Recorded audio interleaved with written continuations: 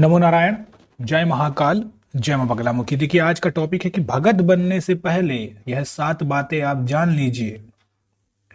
यानी एक शिक्षक बनने से पहले, एक गुरु बनने से पहले, एक मोटिवेटर बनने से, एक सिद्ध पुरुष बनने से पहले, एक योगी बनने से पहले आपको यह 7 बातें जान लेनी है, वरना आप बर्बाद भी हो सकते हो। भगत, योग गुरु, शिक्षक, ये जितने भी नाम लिए हैं वही इंसान है जो देवी देवता को मंत्रों के द्वारा सिद्ध कर लेता है और उनसे अपना काम करवाता है। और जब भी जरूरत होती है तब ये देवी देवता उसका काम पलक झपकते कर देते हैं। देखिए, मुझे बहुत सारे कमेंट आ रहे हैं।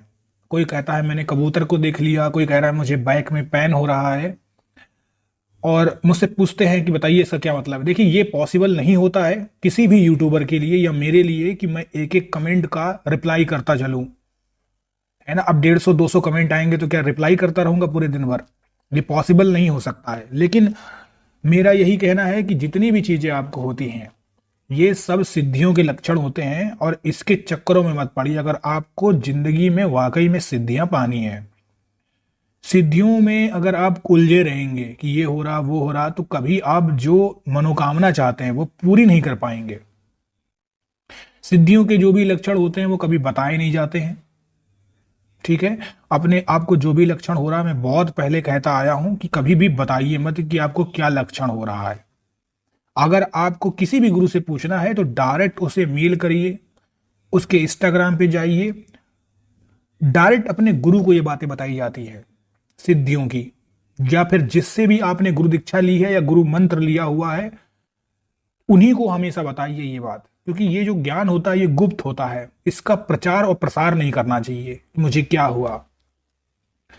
तो जितनी भी सिद्धियों की बातें हैं, जितने भी आप कमेंट करते हैं, इसीलिए मैं उसका रिप्लाई नहीं कर पाता हूं, क्योंकि सब चीज वही उसी से रिलेटेड है, जितने जितने एक्सपीरियंस हो रहे हैं। तो आज का मेरा टॉपिक है कि 7 ऐसे लक्षण। देखिए, ये टॉपिक मैंने इसलिए चूज किया है कि चाहे एक साधारण साधक हो या सिद्ध पुरुष बनने वाला साधक हो, एक समय ऐसा आता है जब ज्ञान ज्यादा भर जाता है तो उसकी बुद्धि भ्रष्ट हो जाती है, और सिद्धियां जैसे जैसे ऊपर को बढ़ती है, जैसे जैसे वो साधक सिद्धि की ओर को बढ़ेगा, उसे शक्तियां मिलने लगेंगी, तो उसके अंदर स्वाभाविक है कि वो घमंड आ जाए। ज्यादा ज्ञान, ज्यादा शक्ति हमेशा घमंड को साथ साथ लेके आती है। तो ऐसा इंसान अपनी विशेषताओं को जो दबा लेता है वो ही सच्चा साधक होता है। और जो बढ़ा चढ़ा कर अपनी क्षमताओं को दिखाता है ना। मैंने बहुत से लोगों को देखा है, वो कमेंट में कहते हैं कि मुझे कुंडलिनी शक्ति जागृत है, मेरे अंदर ये शक्ति है, मैं उड़ लेता हूं। देखिए, जिसके अंदर कभी भी शक्ति होती है वह ऐसे अपनी शक्तियों का प्रदर्शन नहीं करता है, यानी बढ़ा चढ़ाकर नहीं करता है, और यही सच्चा ज्ञान है। दूसरी बात, ऐसा व्यक्ति कभी किसी को परखने में अपना समय नहीं गंवाता है, चुपचाप अपने काम पे लगा रहता है, और जितने भी बीज मंत्रों को या मंत्रों की शक्तियों को परखता है वो चुपचाप काम करता है। अगर उसे उसमें सफलता नहीं मिली फिर वो दूसरी बार करेगा, फिर सफलता नहीं मिली फिर वो तीसरी बार करेगा, लेकिन करेगा, जो भी करेगा वो चुपचाप करेगा। ऐसे इंसान को बहुत सारे अनुभव होते हैं, जैसे उसे लगेगा कि उसका शरीर बहुत हल्का हो चुका है, सूर्य के समान एक गोला सफेद प्रकाश पुंज उसे दिखाई देगा। और कभी कभी उसे लगेगा कि उसका शरीर एकदम हल्का हो चुका है, शून्य की स्थिति हो चुकी है।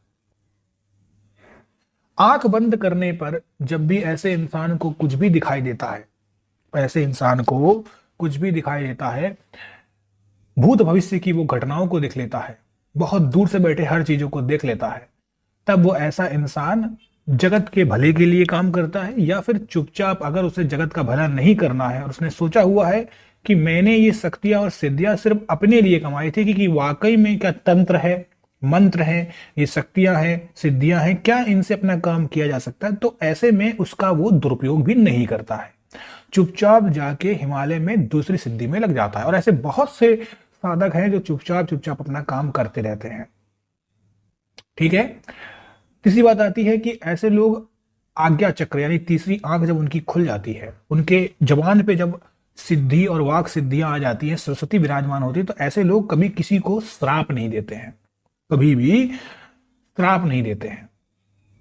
अगर आपने श्राप दिया तो आपका पूरा जब तब चला गया। तो ये भी बात जो है बहुत इंपॉर्टेंट है, इस बात को आपको जानना चाहिए। आपने पुराने समय में देखा होगा कि जितने भी ऋषि मुनि थे वो बहुत पूजा पाठ करते थे, लेकिन जहां गुस्से में उन्होंने एक बार किसी को श्राप दिया, पूरी उनकी जब तब बेकार चला गया। फिर से उन्हें कई सालों हजारों वर्षों तक उनको जाप और तप करना पड़ता था। तो ऐसा कभी भी नहीं करना है। दूसरा है कि जब भी आप भगत बनना चाहते हैं तो एक समय ये आएगा जब आपको एक गुरु की जरूरत पड़ेगी, इसमें कोई शक नहीं है। और देखिए, मैं एक बात आपसे कहना चाह रहा हूं कि अगर आपको कोई गुरु मिल जाता है जो आपसे पैसे लेता है, कोई भी कहीं पर भी, आजकल तो ऑनलाइन भी गुरु दीक्षा मिल जाती है और जाकर भी सानिध्य में किसी से गुरु दीक्षा ले सकते हैं, तो ले लीजिए। 1,000 रुपए, 500 रुपए, 200 रुपए, जितनी श्रद्धा आपकी भक्ति उतना दे दीजिए। अब वो गुरु चाहे कितने भी गलत काम करता हो, कितने भी गलत काम करता हो, लेकिन अगर आपने उसको गुरु मानकर सच्चे मन से भगवान के मंत्रों का जाप स्टार्ट किया, तो भले उसके जब तक ना लगे लेकिन आपका जब तक सफल हो जाएगा। क्योंकि भगवान ने ये बोला हुआ है कि गुरु के माध्यम से ही आपको ज्ञान मिलेगा। तो आपका जो अंदर की आत्मा है वो पवित्र है और आपने उसको गुरु माना और आपने अपना काम स्टार्ट कर दिया। अब वो गुरु क्या करता है, उसको कर्मों का दंड उसको मिलेगा। यानी जैसे कहते हैं ना कि मानो तो देवता, ना मानो तो पत्थर। तो अगर आपने पत्थर को भी मान लिया कि देवता है, तो फिर वहां पर वो देवता, वो ईश्वर आ जाएंगे।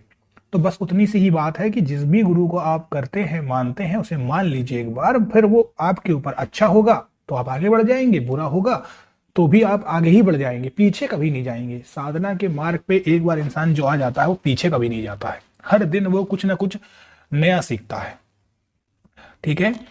अगली बात आती है कि ऐसे लोग होते हैं, एक समय ऐसा आएगा कि जब वो सिद्धि की ओर बढ़ेंगे तो उनका जो स्तर होगा वो बहुत ऊपर का हो जाएगा। जब वो ध्यान करेंगे, योगी जैसे बन जाएंगे। तो ऐसे इंसान को हमेशा अपना चित्त, मन, सब चीजें शुद्ध रखनी चाहिए और जो भी साधना का नियम उन्होंने लिया है वो बढ़ते रहना चाहिए निरंतर। ये नहीं कि बस आपने एक सिद्धि पाई और अब आपने छोड़ दिया करके, है ना। आपको अपने स्तर को बढ़ाते रहना है हमेशा। ठीक है। ऐसे इंसान जब भी एक भगत बन जाते हैं, मैंने लेकिनों को देखा है कि फिर पैसे कमाने का स्टार्ट कर देते हैं। देखिए, एक पैसा आप कमाइए ऐसा कुछ नहीं है, लेकिन कई कई लोग ऐसे होते हैं जो इस सब चीजों से लोगों को झूठ भी बोलते हैं। अगर आपके पास कोई शक्तियां हैं तो उस शक्तियों का सदुपयोग करिए, और नहीं कर सकते हैं तो अपने पास ही रखिए, किसी को ठगिए मत। क्योंकि ऊपर वाले के घर में देर है अंधेर नहीं, वो सब निकल के जाएगा, यही इसी लोक में सब कुछ निकलेगा। तो अपनी शक्तियों और सिद्धियों का दुरुपयोग मत करिए। अगर आप किसी का भला नहीं करना चाहते, समाज सेवा नहीं करना चाहते, तो कोई प्रॉब्लम नहीं है, तो फिर मत करिए, लेकिन पैसे भी मत लीजिए। या फिर अगर आप किसी से लेते भी हैं पैसे, तो इतना लीजिए कि जितने में वो गुजर बसर कर सके। तो यहीं पर एक गलतियां करते हो। और सबसे बड़ी इंपॉर्टेंट ये बात ये आती है कि जब भी आपको भगत बनना है, हमेशा याद रखिए, तो सबसे बड़े जो पॉइंट आता है जहां पे लोग अटक जाते हैं, वो अटकते हैं जो अब ये कमेंट आ रहे हैं, मुझे ये हुआ, मुझे ये होता है। देखिए, अगर आप इसमें खोए रहेंगे, कभी भी आप लक्षणों के पीछे मत जाइए, लास्ट में होने वाले रिजल्ट के पीछे जाइए। अगर आप सोने के चक्कर में पड़े रहेंगे तो सोने की चमक इंसान को धुंधला बना देती है। तो हमेशा हीरे की तरफ जाइए, जो अपने आप चमकता है, उसे किसी की चमक की जरूरत नहीं है। अगर आप सोना होंगे तो आप रात में फीके पड़ जाएंगे, और अगर आप हीरा होंगे तो आप दिन में तो चमकेंगे ही चमकेंगे, रात में आप बिना रोशनी के और भी चमकेंगे। तो आप याद रखिए कि आपको हीरा बनना है, सोना नहीं बनना है। आपको ये जो लक्षण होते हैं उनके तरफ नहीं जाना, इनको बस जानिए कि हाँ ये लक्षण होते हैं, ये लोगों के साथ भी हो रहे हैं, मेरे साथ भी हो रहे हैं, यानी मैं सही मार्ग में हूं। अगर आपको यही सब लक्षण, इन वीडियो को बनाने का मेरा मकसद यही होता है कि अगर आपको ये लक्षण दिख रहे हैं, it's mean you are on the right track. ठीक है, तो आप सही मार्ग पे हैं, सही ट्रैक में हैं और आगे अपनी साधना को बढ़ाते रहिए। तो इस वीडियो को बनाने का यही मेरा मकसद होता है। लेकिन आप मुझे एक एक करके कमेंट करते हैं, मुझे ये हो रहा, मुझे वो हो रहा, वो हो रहा। ऐसा नहीं करना है आपको, ऐसा गलती से भी नहीं करना है। और सभी लक्षण हैं, सब जितने भी आप बताते हैं कि मेरे साथ ये हुआ, ये सब सब लक्षण ही होते हैं। जब भी आप पूजा से हट के साधना करते हैं तो लक्षण होते हैं। सो आई होप आपको अब मेरी बात समझ में आ गई होगी। तो सभी लोग भक्ति मार्ग पे ऐसे ही आगे बढ़ते रहिए और लक्षणों के चक्कर में ना पड़ के परम पिता परमेश्वर से मिलने की ओर सोचिए, सिद्धियां पाने की ओर अग्रसर रहिए और आप सभी लोगों का कल्याण हो। नमो नारायण। जय महाकाल, जय मंगलामुखी।